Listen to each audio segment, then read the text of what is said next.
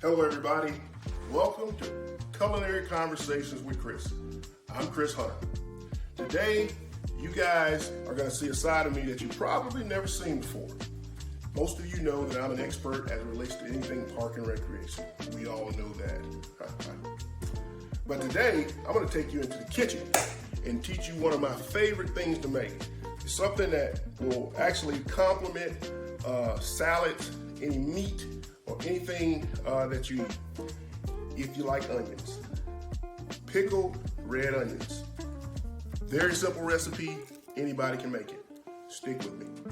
The ingredients that we're going to use today, there are only a couple of them that you really kind of need to use. A few of them are going to be variable. You're going to do it to your taste for the things that you like.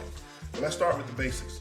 First off, we're going to start out with bottled water, right? We always use bottled water in our house when we cook. Sorry, Charlotte water, no offense, but that's just kind of like what we like to do. You're gonna start out with some white vinegar, some distilled white vinegar. That'll be one of the main ingredients in your recipe. Obviously, you need a cooking pot on the stove. We'll use that. You're gonna need a little bit of sugar, right? If you're sweet tooth like me, you're gonna need a little bit of sugar to make your recipe really pop. Also, you're gonna need a little bit of salt. So, just a little bit, not a lot. And here's where it becomes variable. Whatever seasonings you like. I have peppercorns. I like the way that flavors the onion. Also going to use a little bit of cayenne pepper. That way it heats it up just a little bit. Not a lot, because I don't like spicy food, but I do like a little taste. And then of course I'm going to use some garlic powder. And it's going to really, really make these onions come alive. All right, so we're back. And of course, one of the ingredients that I left out on the list, but I told you earlier, is the onion, the actual onion that you're going to use. That's the main ingredient in the recipe. So I've already peeled these onions, and what I like to do is I like to cut my onions, get them skinned down, and then I like to cross cut my onions. I cut my onions, half them, take them in half, and then I lay them flat, and then I like to cut them so that they are basically half circles. You want to be very careful. You always want to make sure you use a really good sharp knife when you're cooking. People, most injuries that happen in the kitchen when you're cooking is because the knife is dull and people want to put too much pressure on it to try to make it cut. If you have a really good sharp knife, most of you probably have some sharpening tool. This is a basic butcher steel. Get that knife good and sharp, and make sure it'll flow right through that onion. So like I said, I like to cut mine in basically half circles. And the thickness of the onion, you probably want about a 1/4 inch thickness with the onion. I don't know if you can see it, but probably about a 1/4 inch thickness is what I usually do. That way the onion stays good and crisp while it's soaking. Now, I use mason jars.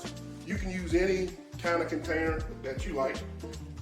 These ball mason jars are really good to use. They hold the onion well, and they keep the onion good and fresh as you're storing them.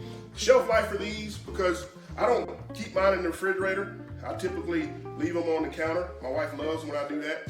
But I like to just kind of sit them out on my patio where I typically eat my dinners at night.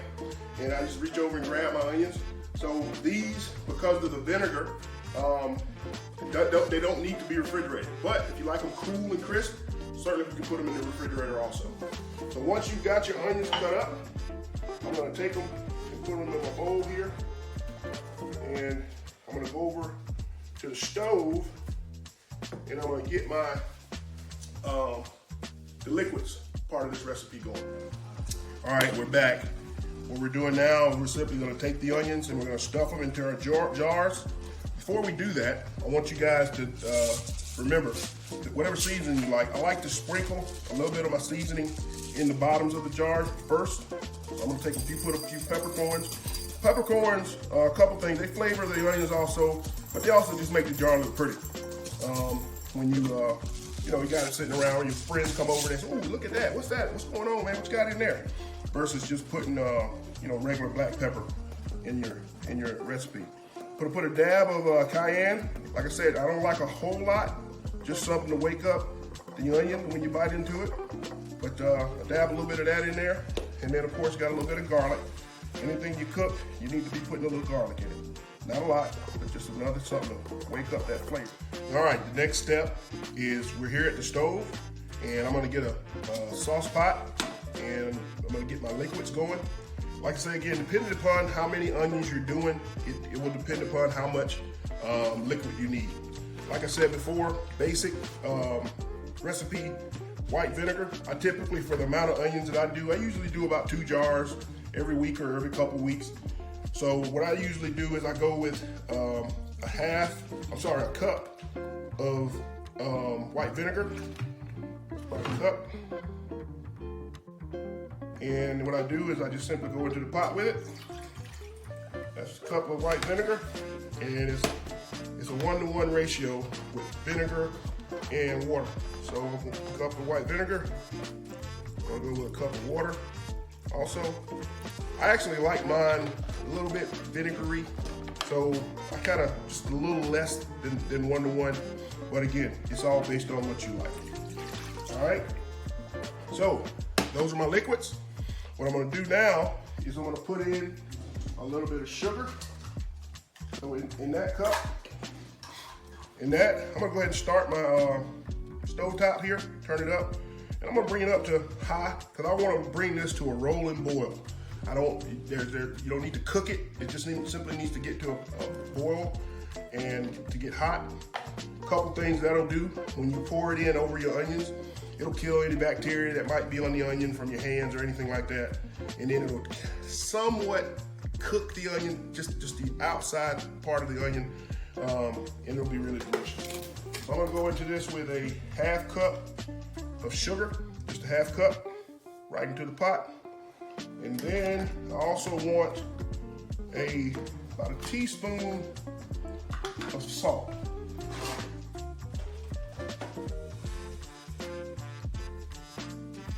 I'm sorry, I said a teaspoon, I meant tablespoon. About a tablespoon of salt. Just sprinkle that right in there.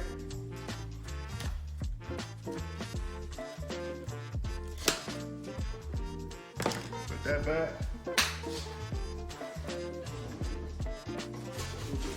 Whisk out of the drawer. If my budget had been bigger, I would have had a better staff, and all this stuff would have been prepped for me, ready to go. So I had to step out of the camera there for a second. And I want to just stir that up really good so that that sugar and that salt dissolves in the pot.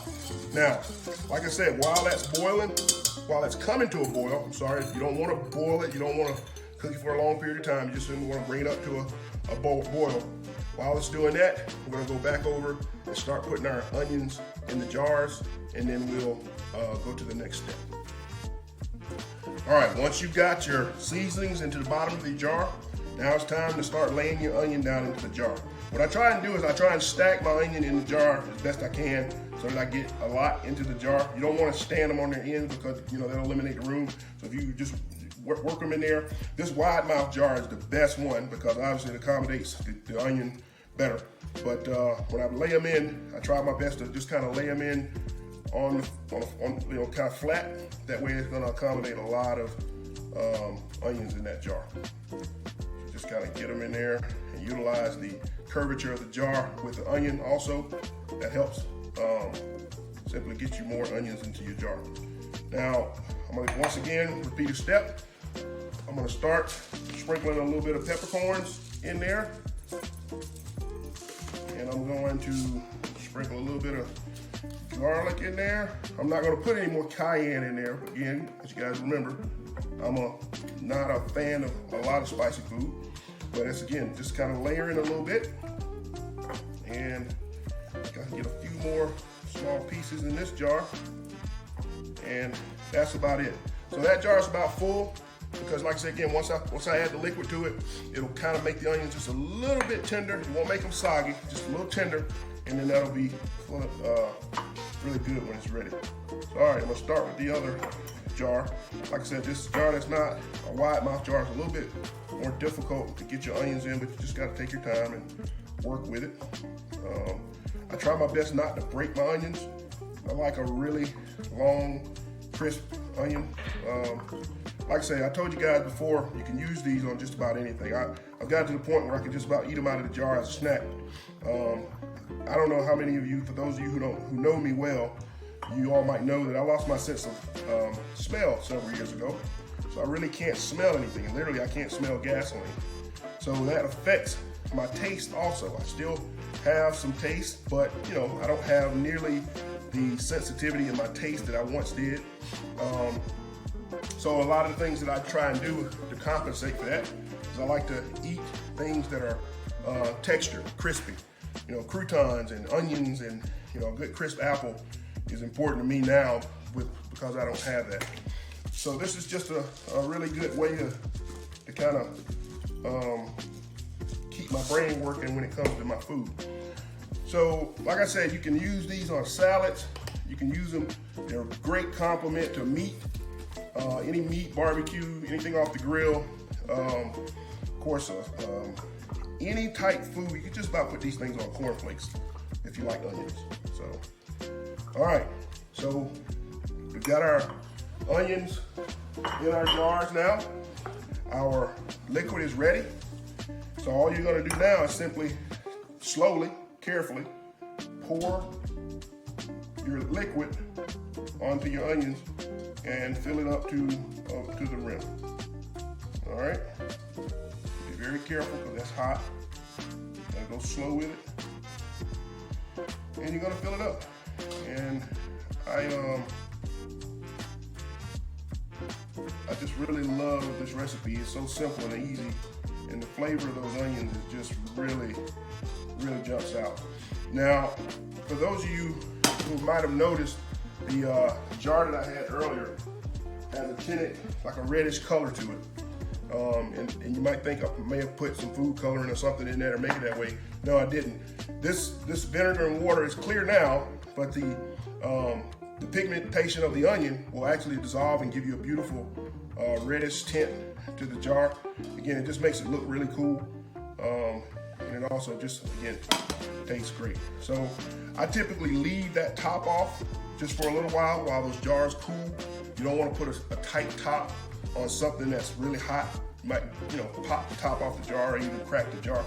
So what I'll do is I'll take those onions, let them cool a little bit, and then we'll come back and put the tops on them and just let them sit, preferably overnight. You technically can almost eat them right away, but I like to at least let mine go overnight. So we'll come back in just a second. All right, we're back. Our onions have cooled. I've added the tops to the jars, and I make sure I've got them on there good and tight. And like I said before, we'll let them sit overnight. Again, you can almost eat them immediately, but for best results, you want to give those spices, that sugar, salt, a good opportunity to soak into the skin of that onion, and it'll make something really flavorful.